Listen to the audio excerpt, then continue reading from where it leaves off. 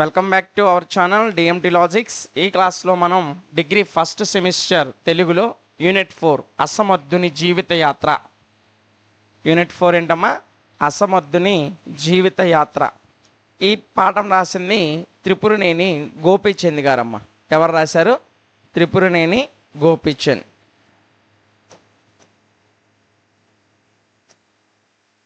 త్రిపురనేని గోపీచంద్.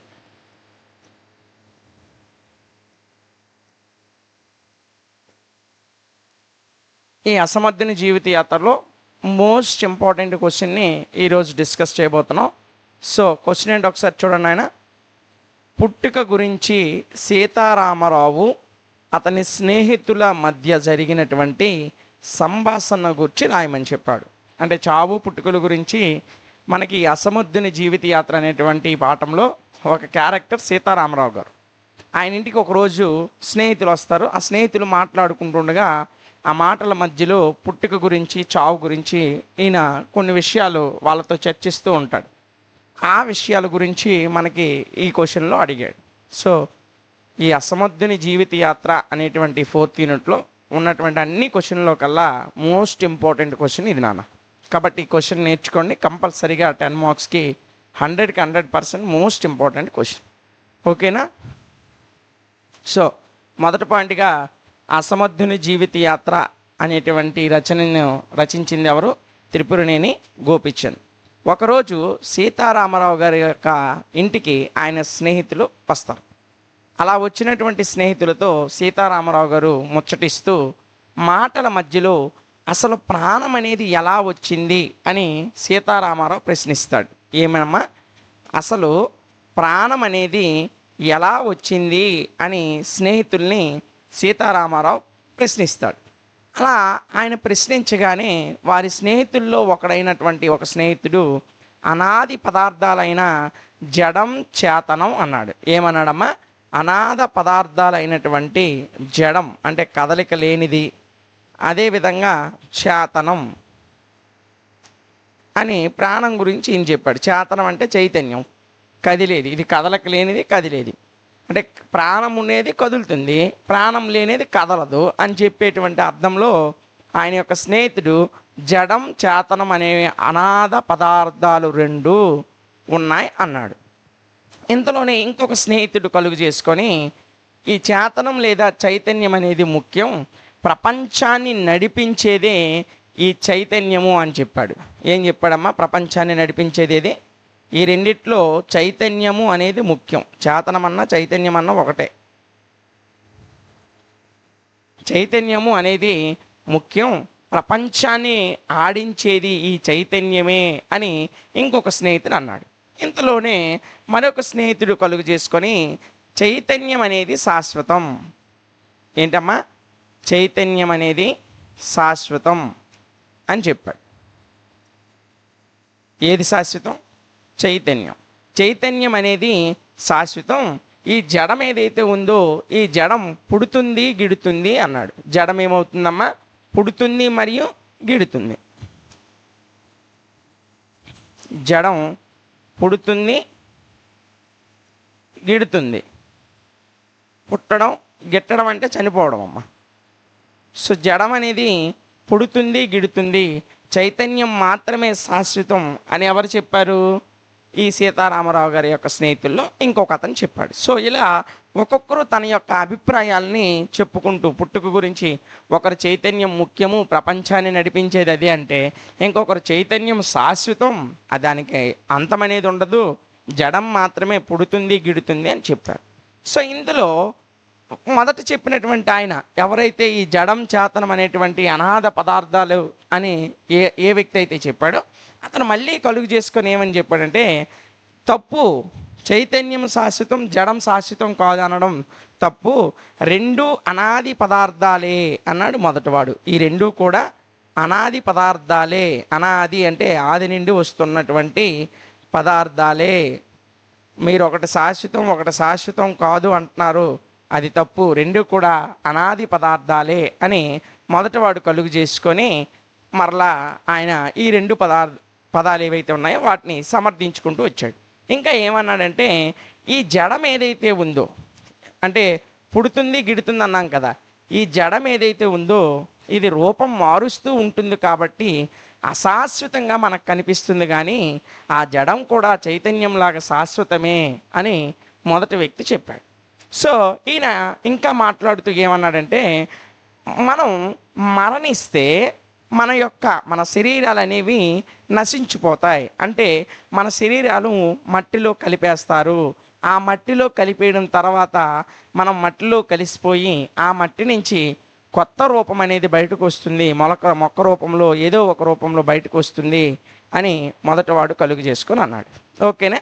ఈ విధంగా మొదటివాడు మరలా ఆ స్నేహితుల్లోని మొదటివాడు వీళ్ళు చెప్పినటువంటి చైతన్యం శాస్త్రం జడం పుడుతుంది గిడుతుంది అనే మాటని తప్పు అని చెప్పి రెండూ కూడా అనాది పదార్థాలే, ఎందుకంటే ఇందులో జడం అనేది రూపాన్ని మారుస్తుంది కాబట్టి మనకు అది అశాశ్వతంగా కనిపిస్తుంది, కానీ అది కూడా శాశ్వతమే.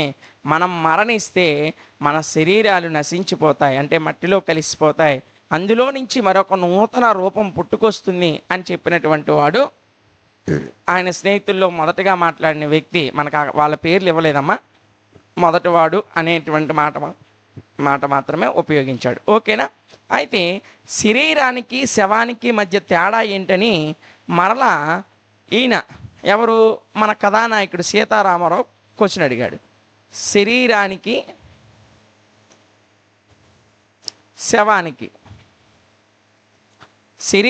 శవానికి మధ్య తేడా ఏమిటి అని సీతారామరావు ప్రశ్నిస్తే అందులో ఒక ఆయన ఏం చెప్పాడంటే ఒక దానికి చేతన శక్తి ఉంటుంది. ఏ శక్తి అమ్మా? చేతన శక్తి ఉంటుంది, మరొక దానికి చేతన శక్తి ఉండదు. అంటే శరీరం ఏదైతే ఉందో శరీరానికి చేతన శక్తి ఉంటుంది, శవానికి చేతన శక్తి ఉండదు అని సమాధానం ఇచ్చాడు. సో సీతారామరావు ఏ ప్రశ్న వేశాడు? శరీరానికి శవానికి మధ్య తేడా ఏంటి అని ప్రశ్నిస్తే అందులోని అతని స్నేహితుల్లో ఒకడు శరీరానికి చేతన శక్తి ఉంటుంది, అంటే కదలిక ఉంటుంది, శవానికి ఆ చేతన శక్తి అంటే కదిలేటువంటి శక్తి ఉండదు అని ఆయన యొక్క స్నేహితుల్లో ఒక ఆయన సమాధానం ఇచ్చాడు. అయితే ఈ శరీరాన్ని విడిచిపోయినటువంటి, అంటే అప్పటి వరకు చేతన శక్తి ఉండడానికి కారణం ఏంటంటే ప్రతి శరీరంలో జీవాత్మ ఉంటుంది, ఆ జీవాత్మ ఉండడం వల్లే శరీరం కదులుతుంది, జీవాత్మ వెళ్ళిపోవడం వల్ల శరీరం శవంగా మారుతుంది, అందువలన దానికి చేతన శక్తి ఉండదు అని ఆయన చెబుతూ ఆయన ఇంకో మాట ఏమన్నాడంటే శరీరాన్ని విడిచిపెట్టి వెళ్ళినటువంటి జీవాత్మ ఏదైతే ఉందో అది పరమాత్మలో కలిసిపోతుంది అని చెప్పాడు. ఎందులో కలిసిపోతుంది అన్నాడమ్మా? పరమాత్మలో కలిసిపోతుంది అని చెప్పాడు. ఇలా మాట్లాడుతూ పుట్టిక చావు గురించి ఒక్కొక్కరు తమ అభిప్రాయాలను చెప్పుకుంటూ ఇలా మాట్లాడుతుండగా అందులో ఒక ఆయన అయితే మనం బ్రతికేదాన్ని కేవలం సుఖం కొరకే బ్రతుకుతున్నామా, సుఖాల కొరకే బ్రతుకుతున్నామా అని ప్రశ్నించినప్పుడు అందులో ఇంకొక ఆయన కల్పించుకొని ఏమంటాడంటే ఇప్పుడు మనం మాట్లాడిన దానిని బట్టి సుఖ దుఃఖాలు కేవలం మానవ కల్పితాలు అని ఈ సీతారామరావుతో అంటాడు. దాన్ని సీతారామరావు సమర్థిస్తూ అవును, మనం మాట్లాడిన దానిని బట్టి చూస్తే సుఖ దుఃఖాలన్నీ కూడా ఎవరి కల్పితాలనా? మానవ కల్పితాలు. సుఖ దుఃఖాలన్నీ కూడా ఏంటి? మానవ కల్పితాలే. అంటే సుఖం కావాలన్నా దుఃఖం కావాలన్నా మానవుని ప్రమేయంతోనే వస్తుంది అని సీతారామరావు చెప్తాడు. సో మనం కావాలని తెచ్చిపెట్టుకున్న వీటికి ఇంత ఆర్భాటం ఎందుకు?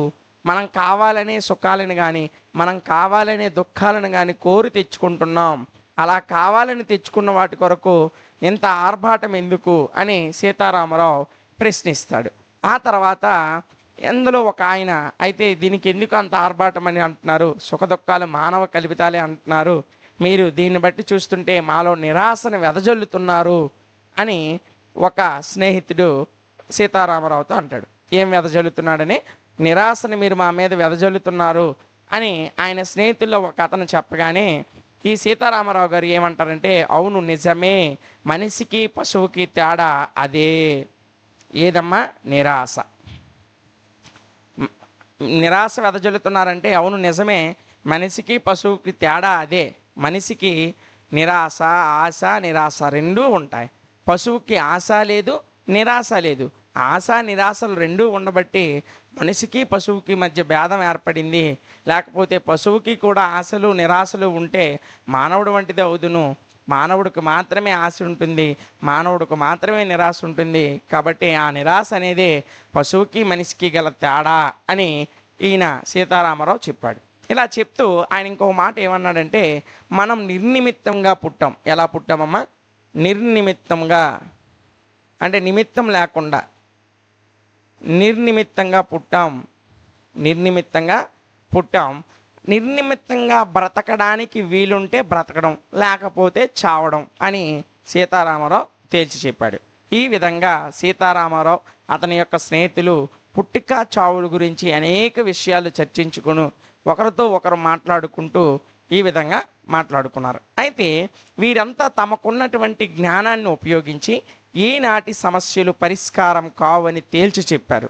ఈనాటి సమస్యలు పరిష్కారం కావని తేల్చి చెబుతూ ఇంకా ఏం చేశారంటే, వాళ్ళు అనాదిగా వస్తున్నటువంటి సిద్ధాంతాలు ఏవైతే ఉన్నాయో అవి ఏ విధంగా తప్పు అని తెలియజేసి, ఈ ప్రపంచంలో చేసేది ఏమీ లేదు, మనం నిర్నిమిత్తంగా పుట్టాం, బ్రతకడానికి కొరకు అలాగ జీవించుకుంటూ వెళ్ళిపోవడమే అని చెప్పి సీతారామరావు మరియు ఆయన స్నేహితులు తమ యొక్క మాటల సందర్భంలో తేల్చి చెప్పడం జరిగింది. ఇది సీతారామరావు పుట్టుక గురించి తన స్నేహితులతో చర్చించినటువంటి సంభాషణ. ఓకేనా? చాలా ఈజీగా ఉంటుంది. 1-2 సార్లు క్లాస్ వినండి, ఒకసారి PDF చదువుకుంటే ఈజీగా సొంత మాటల్లోనే రాసేయగలుగుతారు. ఓకేనా? నెక్స్ట్ క్లాస్లో మనం ఇంకొక మోస్ట్ ఇంపార్టెంట్ క్వశ్చన్తో మరలా కలుద్దాం. Thank you.